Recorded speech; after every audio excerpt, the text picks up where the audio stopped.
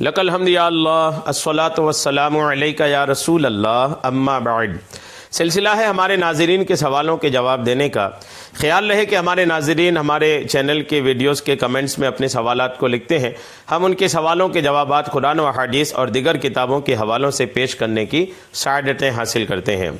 ایک یہ سوال ہے کہ ہمارے آصف بھائی ہیں ممبئی سے، انہوں نے سوال کیے ہیں کہ سورہ توبہ کی آخری آیات پڑھنے کی جو فضیلت ہے وہ آپ بتا دیں، اور اس سلسلے میں حضرت ابوبکر شبلی رحمۃ اللہ تعالی علیہ کا ایک واقعہ ہے، وہ واقعہ بھی انہوں نے پوچھا کہ اس واقعے کو بھی آپ پیش کر دیں کہ اس واقعے کے حوالے سے سورہ توبہ کی آخری آیات کہ الحمدللہ فضیلت سمجھ میں آتی ہے۔ تو مفسرین کرام نے جو سورہ توبہ کی آخری آیات کے حوالوں سے ان کے تفسیر میں جو ابوبکر شبلی رحمۃ اللہ تعالی علیہ کا واقعہ نقل کیا ہے، میں آپ کو سناتا ہوں، ہمارے ناظرین کو اس سے انشاءاللہ بہت فائدہ ہوگا۔ حضرت ابوبکر بن محمد رحمۃ اللہ تعالی علیہ فرماتے ہیں کہ میں حضرت ابوبکر بن مجاہد رحمۃ اللہ علیہ کے پاس بیٹھا ہوا تھا کہ حضرت ابوبکر شبلی رحمۃ اللہ تعالی علیہ تشریف لائے۔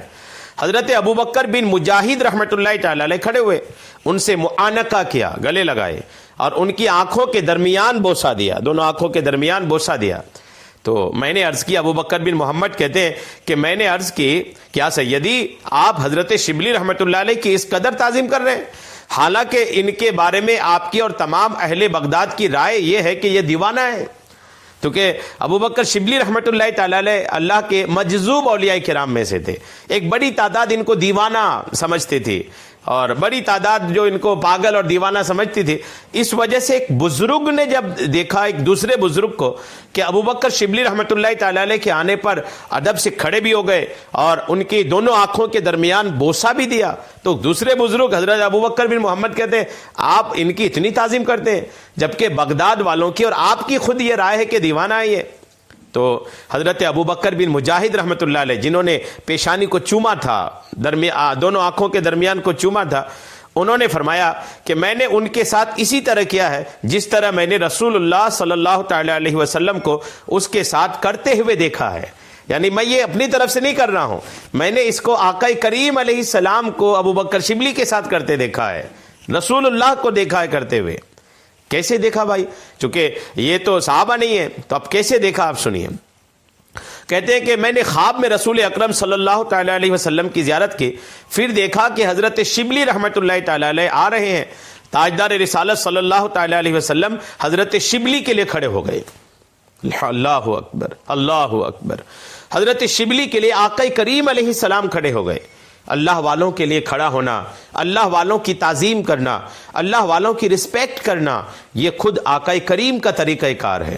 بتائیے جب رسول اللہ ان کے لیے کھڑے ہو جائیں، وہ رسول اللہ جن کے لیے کائنات کھڑی ہو جاتی ہے، جن کی تعظیم میں فرشتے کھڑے رہتے ہیں، انبیاء کرام کھڑے رہتے ہیں، وہ آقا کریم علیہ السلام اپنی امت کے ایک بندے اللہ کے ولی حضرت ابوبکر شبلی رحمۃ اللہ تعالی علیہ کے لیے کھڑے ہو گئے۔ جب آقا کریم کھڑے ہوئے اور پھر حضرت ابوبکر شبلی رحمۃ اللہ علیہ جب آقا کریم کے قریب تشریف لائے تو آقا کریم بھی ان کی آنکھوں کے درمیان بوسہ دیا۔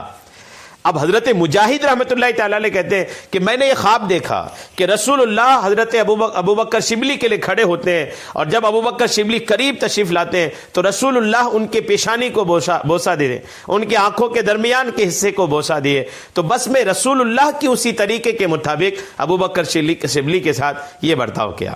غور کیجئے کہ ابوبکر شبلی کی کیا عظمت ہے۔ اب حضرت مجاہد کہتے ہیں کہ اب ان کو بھی بڑا تعجب ہوا کہ بغداد والے تو ان کو دیوانہ کہتے ہیں اور ان کی رسول اللہ کی بارگاہ میں اتنی عظمت و شان۔ تو جو خواب دیکھ رہے تھے اب حضرت ابوبکر بن مجاہد رحمۃ اللہ تعالی علیہ، وہ کہتے میں نے عرض کی یا رسول اللہ صلی اللہ تعالی علیہ وسلم، آپ شبلی کو اس قدر عزت دے رہے ہیں؟ یا رسول اللہ آپ شبلی کو اس قدر عزت دے رہے ہیں؟ ارشاد فرمایا آقا کریم نے کہ عزت دینے کی جو وجہ ہے، ابوبکر شبلی کی بارگاہ رسالت میں جو عزت ہے، جو وقار ہے، اس کی وجہ کیا ہے؟ دیکھیے آقا کریم نے ارشاد فرمایا، یہ نماز کے بعد پڑھتا ہے لقد جاءکم رسول من انفسکم، یعنی یہ نماز کے بعد یہ پڑھتا ہے، یہ پوری آیت جو ہے، اور اس کے بعد مجھ پر درود پڑھتا ہے۔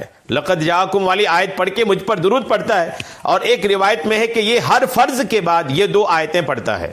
لقد جاکم اور اس کے بعد ایک آیت اور ہے، یعنی یہ دو آیت یہ ہر نماز کے بعد بھی پڑھتا ہے اور پھر اس کے بعد مجھ پر درود پڑھتا ہے، اور 3 مرتبہ اس طرح پڑھتا ہے صلی اللہ علیہ یا محمد، صلی اللہ علیہ یا محمد، یعنی 3 بار یہ بھی پڑھتا ہے، اور لقد جاکم والی آیت اور اس کے بعد والی سورہ توبہ کی آخری آیت، یہ دونوں آیت کو ابوبکر شبلی پڑھتا ہے۔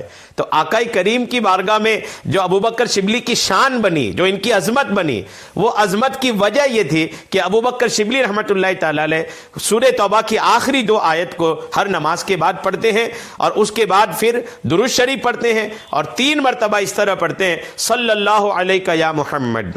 اب سوال یہ کہ ان آیتوں میں کیا ہے؟ دراصل ان آیات میں آقا کریم کی عظمت و شان اور آقا کریم کی امت سے محبت، امت کی طرف جو آقا کریم کے سینے میں ہے اس کا تذکرہ ہے۔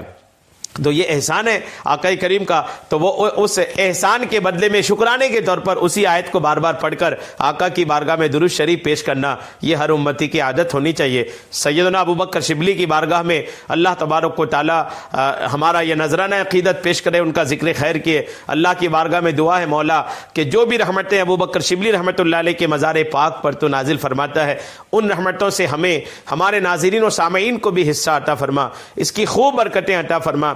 اولیاء کرام کی برکتوں کے صدقے ہمیں، ہمارے ناظرین کو تمام طرح کی زمینی آسمانی بلاؤں سے بچا کر، نظر بد سے بچا کر کے غنا بالخیر کے ساتھ درازی عمر بالخیر عطا فرما، آمین بجاہ النبی الامین صلی اللہ تعالی علیہ وسلم۔